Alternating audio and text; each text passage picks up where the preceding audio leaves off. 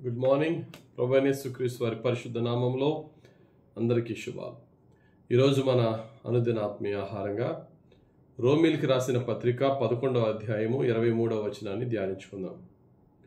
వారును తమ అవిశ్వాసములో నిలవకపోయిన ఎడల అంటుకట్టబడుదురు, దేవుడు వారిని మరలా అంటుకట్టుటకు శక్తి గలవాడు.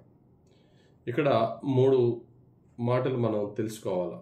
ఒకటి, అవిశ్వాసములో నిలవకపోయిన ఎడల. 2, అంటుకట్టబడుదురు. 3, అంటుకట్టుటకు దేవుడు శక్తి గలవాడు. మొట్టమొదటిగా అవిశ్వాసములో నిలవని ఎడల. మనమందరం ఎందులో నిలవాలి? విశ్వాసంలో నిలవాలి. దేవుని యందు విశ్వాసంలో, పవిత్రతలో, పరిశుద్ధతలో నిలిచి ఉండాలి. నేడు మనకున్న విశ్వాసం చివరి వరకు కొనసాగించాలి. నేడు మనకున్న రక్షణ పరిశుద్ధతను మన చివరి శ్వాస వరకు కొనసాగించాలి. అయితే మధ్యలో కొన్ని పాపపు శోధనలు, కొన్ని తొట్టుపాట్లు, దేవునికి విరోధకరమైన క్రియల్లో మనం పడిపోతూ లేస్తూ ఉంటాం. బైబిల్ చెప్తున్నది ఏంటంటే, నువ్వు ఆ పాపం చేసావు కాబట్టి నువ్వు ఇంకా శాశ్వతంగా నాకు దూరం అయిపోయావు అనట్లేదు. దేవుని బిడ్డట అవిశ్వాసములో నిలవకపోయిన ఎడల అంటే దేవునికి విరోధంగా జీవించిన జీవితం ఏమైతే నువ్వు జీవిస్తున్నావో అందులోనే నిలిచిపోకుండా నువ్వు మారు మనసుతో వెనక్కి వచ్చినట్లయితే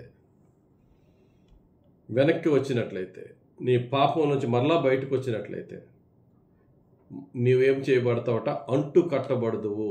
అంటే నీవైనా నేనైనా దేవునికి విరోధంగా ఏదైనా ఒక తప్పు చేసినప్పుడు అదే తప్పును కొనసాగిస్తూ ఉండకుండా చేసిన తప్పును బట్టి మారు మనసు పొంది దాన్ని విడిచిపెట్టి మరలా ప్రభు దగ్గరికి వస్తే నేను మరలా నిన్ను అంటు కడతాను అంటున్నాడు. అంటు కట్టడం అంటే మనకు తెలుసు, మొక్కల్లో ఒక చెట్టు కొమ్మని నరికి ఇంకొక సారవంతమైన చెట్టు కొమ్మకి పెడితే అంటు కడితే ఈ సారవంతమైన చెట్టు యొక్క వేరులో నుంచి వచ్చిన సారము బలహీనమైన చెట్టు కొమ్మకి ఎప్పుడైతే వెళుతుందో ఈ బలహీనమైన చెట్టు కొమ్మ కూడా శ్రేష్టమైన ఫలాలు ఫలిస్తుంది.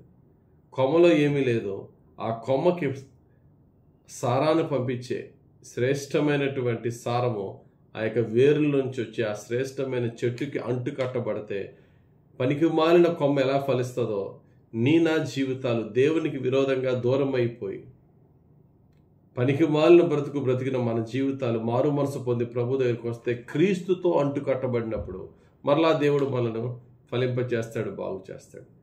అలా చేయడానికి మన దేవుడు శక్తి గలవాడట. లాస్ట్లో ఉంటుంది, దేవుడు వారిని మరలా అంటుకట్టుటకు శక్తి గలవాడు.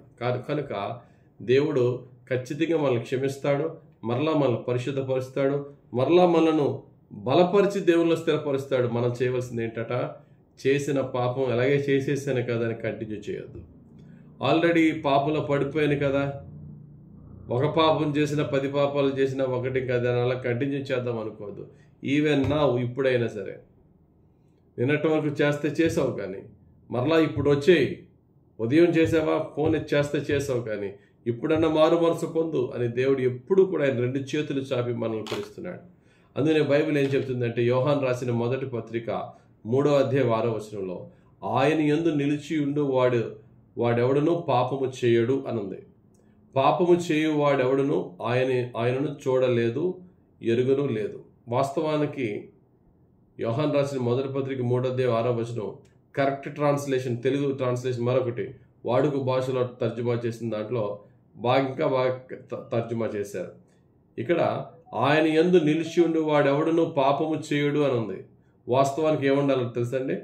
ఆయనలో నిలిచి ఉండే వ్యక్తి ఎవరు అపరాధము చేస్తూ ఉండరు. పాపము చేయుడు వేరు, పాపము చేస్తూ ఉండడు వేరు.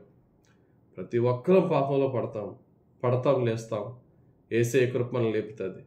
అయితే పాపము చేయడం వేరు, పాపము చేస్తూ ఉండడం వేరు. పాపం చేస్తూ ఉండేవాడు ఎవరట? ఇంకా నేను ఇది వదలలేను, నా వల్ల కాదు, దేవుడు ఏమనుకున్నా, దేవుడు ఎంత శిక్షించినా నా వల్ల కాదు, నేను ఈ బలహీనతని, ఈ పాపాన్ని విడిచి ఉండలేనని చెప్పి ఆ పాపాన్ని కంటిన్యూ చేసేవాడు నిజంగా దేవునిలో నిజమైన రక్షణ పొందినవాడు కాడు. గుడికి వస్తారు, ప్రార్థనకు వస్తారు, పాపాలు చేస్తారు. అది చేస్తున్నది పాపం అని తెలుసు, కానీ అదే పాపం అలాగే కంటిన్యూ చేస్తారు. వారు దేవునిలో నిజంగా రక్షణ పొందినవారు కాదు. నిజంగా రక్షణ పొందినవారు పొరపాటున పాపం చేసిన వానిలోని అపరాధ భావం వాడిని మరలా ప్రభు దగ్గరికి మారు మనసుతో వచ్చేలా చేస్తుంది. అదే మాట యోహాను రాసిన మొదటి పత్రిక 5వ అధ్యాయం 17వ వచనంలో కూడా ఉంటుంది. దేవుని మూలముగా పుట్టి ఉన్న వాడెవడునో పాపము చేయడని ఎరుగుదము.